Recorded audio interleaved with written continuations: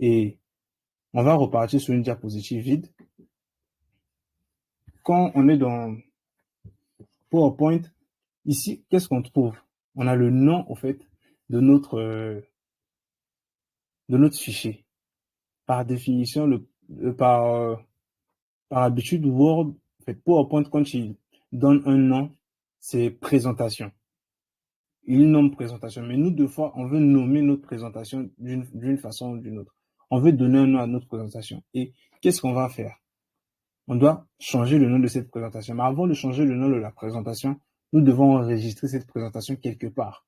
On doit l'enregistrer. Ou ça peut être enregistré sur notre bureau. Donc, on peut cliquer pour enregistrer une présentation, on doit cliquer sur Fichier. On clique sur Fichier et Fichier nous ramène vers notre première interface que nous avons vue quand on est arrivé sur PowerPoint.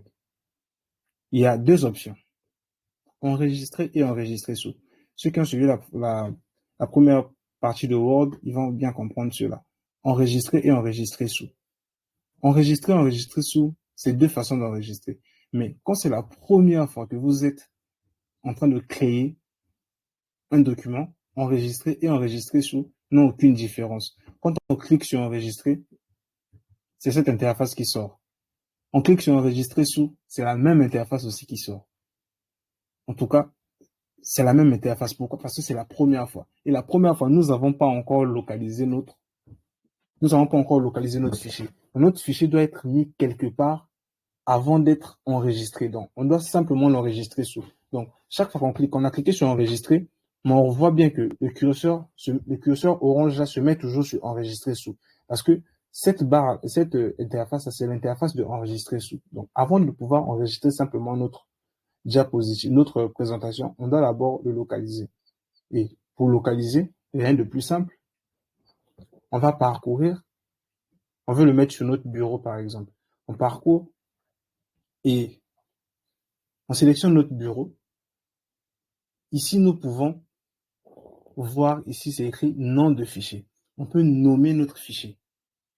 Et quand vous nommez, en tout cas, si vous avez cette extension qui s'affiche, le PPTX, n'effacez pas cela, sinon PowerPoint ne va plus comprendre que c'est un fichier qui lui appartient. Donc, vous renommez simplement à partir du nom. Si vous n'avez pas cette extension qui s'affiche, c'est tant mieux, vous pouvez tout effacer. Mais s'il y a le PPTX qui s'affiche chez vous, n'effacez pas cela, effacez juste le nom qui est écrit avant le point. Donc, nous, on va appeler par exemple notre diapositive séance 1. Séance 1. Qu'est-ce qu'on veut faire? Deux fois, on est appelé à mettre plusieurs mots dans le nom de notre fichier, de notre présentation PowerPoint. Qu'est-ce qu'il faut faire? Avant de pouvoir enregistrer, il faut éviter de mettre des espaces. Imaginons que nous voulons écrire séance, espace, numéro 1. Il ne faut pas mettre des espaces. Quand on nomme un fichier, il faut vraiment éviter de mettre les espaces. C'est conseillé de mettre soit des tirets de 6 ou soit des tirets de 8. En tout cas, c'est vraiment conseillé de ne pas mettre ces espaces. Parce que les espaces sont considérés vraiment comme des caractères importants. Donc, c'est éviter en tout cas plus de mettre les espaces. Soit vous mettez des tirets, comme je vous l'ai dit, ou vous pouvez faire une appellation en camel case. Ça veut dire quoi? Vous écrivez par exemple séance et numéro 1 par exemple. Vous écrivez encore en majuscule numéro, vous pouvez tout coller, c'est à vous de voir. Numéro 1. Et ça va vous faciliter la tâche. Mais en tout cas, faites vraiment de votre mieux pour ne pas mettre des espaces. Donc, ici, nous avons le type de données. Nous avons le type de fichier, au fait. Notre type de fichier de base, c'est un fichier de type PPTX. Donc, c'est un fichier PowerPoint. Donc, quand on clique sur ce fichier-là, en tout cas, il y a plusieurs formes de fichiers qu'on peut enregistrer. On peut enregistrer des fichiers de type PDF. C'est à nous de voir. On peut enregistrer des fichiers pour une version antérieure de PowerPoint. Des fois, il y a certaines choses qui ne fonctionnent pas sur notre PowerPoint, qui fonctionnent sur notre PowerPoint, mais qui ne vont pas forcément fonctionner sur les versions antérieures. Donc, on veut par exemple utiliser une machine qui est un peu toute vieille avec une version vraiment antérieure de Microsoft Office. Imaginons que dans cette machine-là, la version 2007 de Office. Donc, toutes les fonctionnalités de PowerPoint qui sont ici ne vont pas forcément fonctionner. Et si on veut pallier à ce problème, quand on enregistre notre fichier, si on veut l'exécuter dans cette machine-là, c'est mieux de choisir une version antérieure. Donc, il y a toutes les versions de PowerPoint ici. Il y a toutes les versions en tout cas. Il y a beaucoup de types de fichiers, c'est à vous de voir. Mais nous, on va pas le faire. On va enregistrer comme une présentation PPTX tranquillement. Vous voyez. Donc, on va cliquer sur PowerPoint et on enregistre. Quand on enregistre, directement, le nom en haut ici change. Ça devient séance 1. Ça devient séance 1.pptx. Ça prouve que nous avons changé le nom. Et quand on repart dans le fichier et on veut maintenant enregistrer, parce que avant enregistrer et enregistrer, ça nous sortait la même boîte de dialogue. Mais ici, quand on va maintenant enregistrer, on va cliquer, ça nous sortira plus cette même boîte-là. On va revenir vraiment sur le fichier parce qu'on l'a déjà enregistré.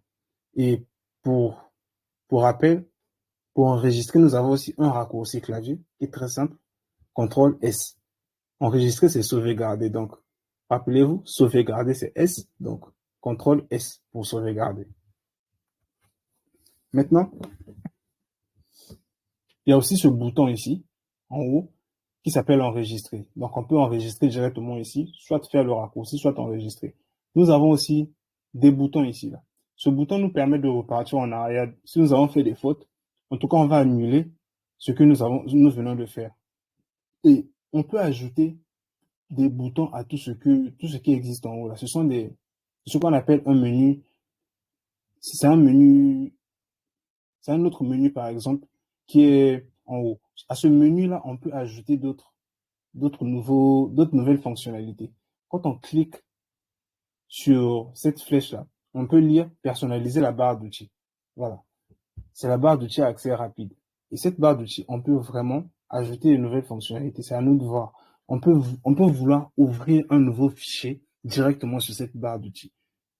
Et on va cliquer sur nouveau. Ça va nous sortir ce bouton-là où on pourra ouvrir un nouveau fichier. On peut aussi vouloir faire l'impression. Donc, imprimer notre présentation PowerPoint. Ceux qui ne savent pas, on peut imprimer une présentation PowerPoint. Malgré tout, c'est aussi un document comme tous les autres. On peut les imprimer aussi. Donc, on peut avoir notre aperçu et impression. On a ces boutons-là. Et quand on clique sur nos boutons, ça fait vraiment la chose qu'on lui demande de faire. Il nous sort notre impression, notre aperçu avant impression. On peut choisir notre imprimante tranquillement. On va imprimer cette présentation.